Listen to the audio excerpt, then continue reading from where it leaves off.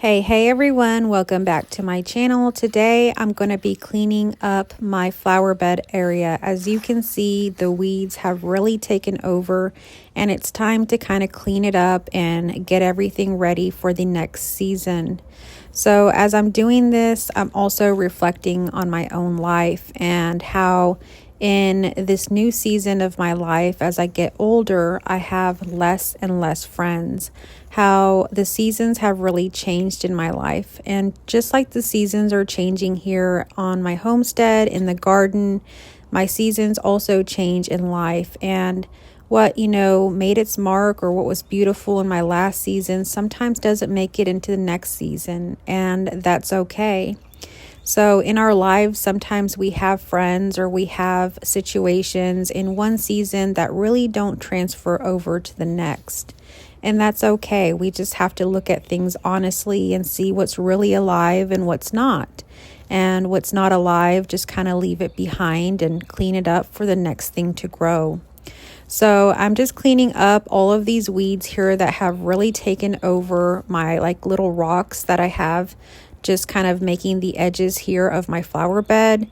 And so I could get a weed whacker and kind of clean it up, but I'm wanting to pull them out from the roots because I really don't want them to grow back for a while. And so you really have to get in there and pull them out from the roots. And this is like it is in our own lives as well. Sometimes, weeds and people in our life, they look harmless on the surface, but sometimes these roots run deep and they can really steal nutrients. They can really stop something more intentional from coming into your life. So that's how it is with certain relationships or habits. They start small or maybe even pretty at first, but before we know it, they've tangled themselves into our foundation. And that's why I'm getting down here on my knees, really just pulling out these weeds from the root. I want to really clean up this space. And as you can see, it is cleaned up now. A weed isn't evil. It's just out of place.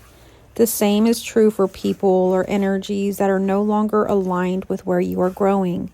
So that is why I chose to kind of clean up this area and why I've chosen to clean up my life.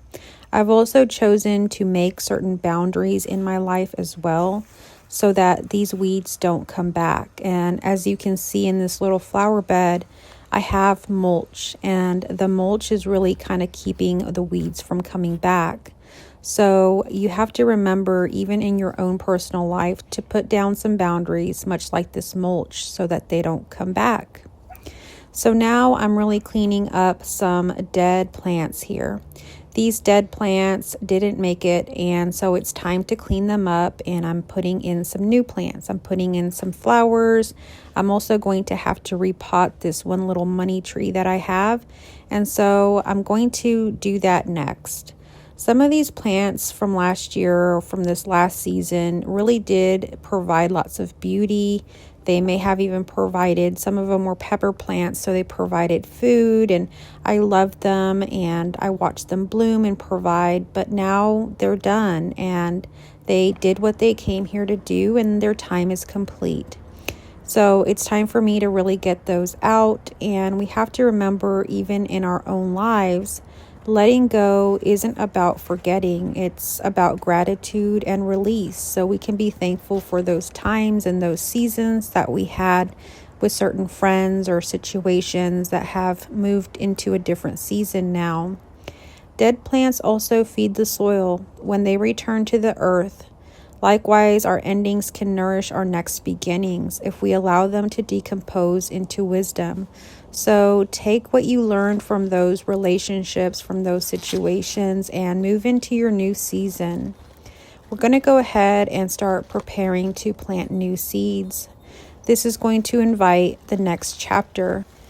I really do love this part, the quiet planting of putting down new soil, putting the little seeds in there, and there's just something really special about putting something so small into the soil and trusting that it will find its way to the light and grow. That's what it looks like in our life too. We plant new beliefs, we plant new boundaries, we plant new desires, and we give them time to take root into our next chapter. You can't really rush a seed, just the same way you can't rush the growth in your own life.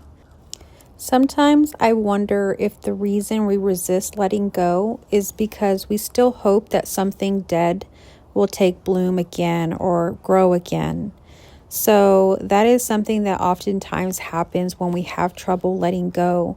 We think that we can kind of revive this dead thing, or, that something, miraculous will happen and it will all of a sudden start growing again. But I'm going to tell you that in my experience, that doesn't happen. When something is dead, it is dead, and it's not going to come back, and it's certainly not going to bloom again. So the best thing that I've learned is to let go. When things are truly dead, it's time to let go of them. It's time to put them in the past and just take what we learned and move into our next chapter. I've learned to really love tending to my garden.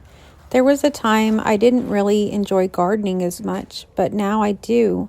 And I remind myself that tending to the garden is the same sort of love as tending to myself.